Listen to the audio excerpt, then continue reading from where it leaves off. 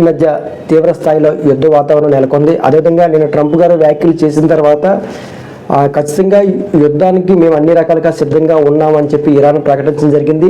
Israel కూడా ఖచ్చితంగా మేము యుద్ధాన్ని కొనసాగించడానికి సిద్ధంగా ఉన్నట్టు కూడా ఆ రకమైన వాతావరణం అయితే ఉంది. అయితే ప్రధానంగా మనం గమనించినట్లయితే మాత్రం ఇరాన్ ఇజ్రాయెల్కి ప్రధానమైన ఈ యొక్క ఏదైతే ఆ యుద్ధానికి సంబంధించిన ప్రధానమైన కారణాలు మనం గమనించినట్లయితే మాత్రం ఏదైతే 1948లో ఏదైతే మనకి ఇజ్రాయెల్ అనే దేశం ఏర్పడింది, ఈ దేశం ఏర్పడిన కానించి కూడా ముస్లిం కంట్రీస్ ఇజ్రాయెల్ మీద ఖచ్చితంగా ఇజ్రాయెల్ దేశాన్ని వ్యతిరేకిస్తూ రావడం జరిగింది. అదేవిధంగా ఇరాన్లో అణువాయుధాలు తయారు చేయడం జరుగుతుంది. ఏదైతే అణుబాంబులు ఉంటాయో వాటిని ఇరాన్లో తయారు చేయడం జరుగుతుంది. దీన్ని పసిగట్టిన ఇజ్రాయెల్ అప్పుడప్పుడు అంటే ఎప్పుడైతే తయారు చేస్తారో ఆ సమయంలో కూడా ర్యాకెట్ విమానాలు పంపించి వాటిని కూల్చివేయడం జరిగింది. అదేవిధంగా చాలామంది ఇరాన్ సంబంధించిన శాస్త్రవేత్తలు కూడా చనిపోవడం జరిగింది. ఏదైతే అణువాయుధం తయారు చేస్తారో ఖచ్చితంగా అది పక్కనే ఉన్న ఇజ్రాయెల్కి ఎప్పటికైనా ప్రమాదం కాబట్టి అది తయారు చేస్తున్నప్పుడే ఇజ్రాయెల్ వాటిని కూల్చివేయడం జరిగింది. అదేవిధంగా ఒకసారి మనం గమనించేటంటే 2024-25 సంవత్సరంలో కూడా అణువాయుధాల మీద ఇరాన్ సంబంధించిన అణువాయుధాల మీద ఇజ్రాయెల్ దాడి చేయడం జరిగింది. అదేవిధంగా సిరియాలో ఉన్న ఇరాన్ సైనిక స్థావరాల మీద కూడా ఇజ్రాయెల్ దాడి చేయడం జరిగింది. అంటే ఈ రెండు దేశాల మధ్య ఎప్పటి నుంచో వైరం ఉంది.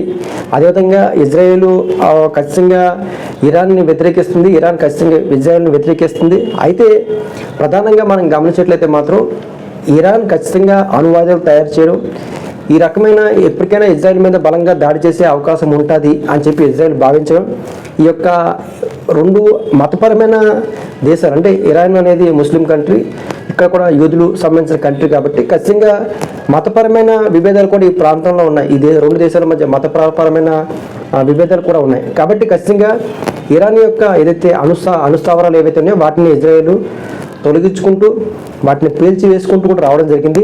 ఈసారి ఆ స్థాయి అంటే ఇరాన్ ఎప్పటికైనా అణువాయుధాలు తయారు చేయడం వల్ల ప్రపంచానికి నష్టం ఇరాన్ వల్ల. కాబట్టి ఇజ్రాయెల్ బలంగా యుద్ధం చేయాల్సిన పరిస్థితులు వాతావరణం ఏర్పడింది. కాబట్టి ఖచ్చితంగా ఈ రెండు అంశాలు ఏవైతే ఇరాన్ అణువాయుధాలు తయారు చేయడం, రేపు తయారు చేసినది ఖచ్చితంగా ఇజ్రాయెల్ మీద ప్రయోగిస్తుందని చెప్పి మన ఇజ్రాయెల్ భావించడం, ఇది ప్రపంచానికి కూడా అణువాయుధాలు ప్రయోగించేట్లయితే మాత్రం ప్రపంచానికి కూడా నష్టం. కాబట్టి ఖచ్చితంగా ఇజ్రాయెల్ అమెరికా సాయం కూడా తీసుకొని ఖచ్చితంగా ఇరాన్ మీద పోరాటం చేస్తుంది, యుద్ధం చేస్తుంది. కాబట్టి యుద్ధానికి ప్రధాన కారణం అంటే రెండు మతపరమైన అంశాలు ఉన్నాయి. అదేవిధంగా ఇరాన్ ఎప్పటికైనా ఇజ్రాయెల్ని ధ్వంసం చేయడానికి అణుబాంబులు తయారు చేయడం, ఈ రకమైన అణు సామగ్రిని సిద్ధం చేసుకోవడం, వాటిని ఇజ్రాయెల్ ధ్వంసం చేయడం, అనేకసార్లు ధ్వంసం చేయడం.